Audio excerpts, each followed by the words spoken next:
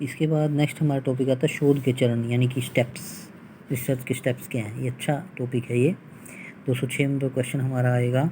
हम इसको 206 number question को करते हैं। ये देखिए, देख सकते हैं आप, विचार, अभिवृत्ति तथा अन्य अवधारणाओं के विभिन्न परिमाणों की संख्या नियत करने की प्रक्रिया कहलाती है।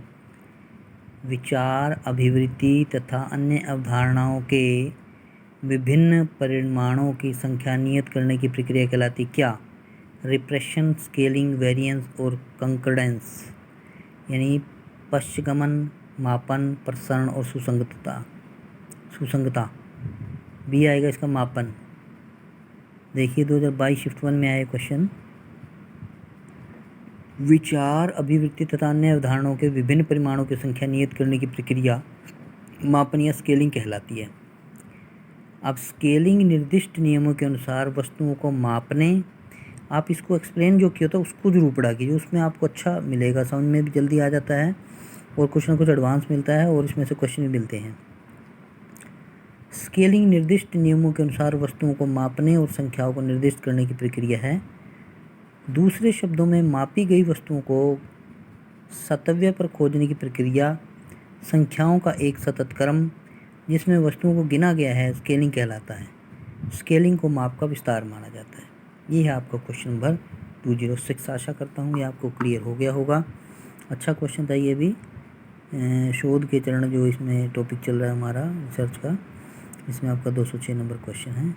आप इसको कर लीजिए, क्लियर हो गया होगा।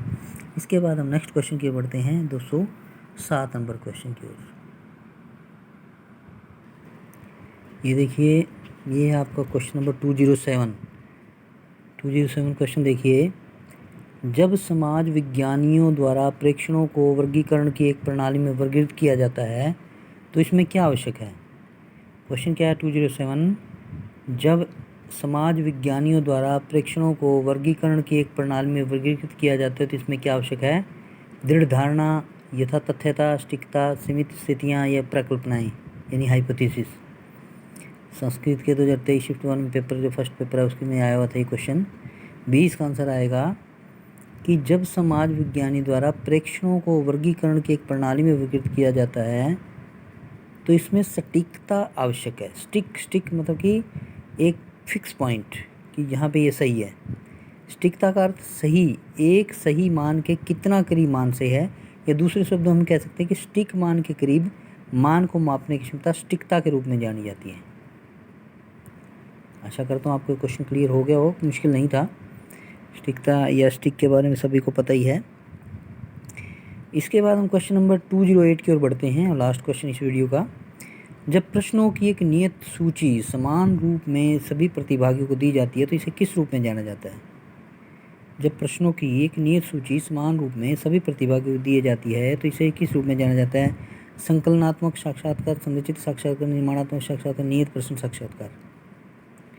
बी आएगा इसका आंसर, संरचित साक्षात्कार। तो हम पढ़ते हैं इसको। एक साक्षात्कार जहां एक मानकीकृत रूप में प्रश्नों का एक सेट पूछा जाता है संरचित साक्षात्कार के रूप में जाना जाता है। समान प्रश्न पूछने से साक्षात्कारकर्ता द्वारा समीक्षा करने के लिए एक समान संदर्भ में समान प्रकार के उत्तर एकत्र करने में मदद मिलती है। एक संरचित साक्षात्कार आमतौर पर सांख्यिकीय जांच में प्रयोग किया जाता है, ये थोड़ा नोट करें, और एक नियोजित अनुक्रम का पालन करता है तथा यह विषय से संबंधी यानी सब्जेक्ट से रिलेटेड सरल एवं समझने योग्य होता है।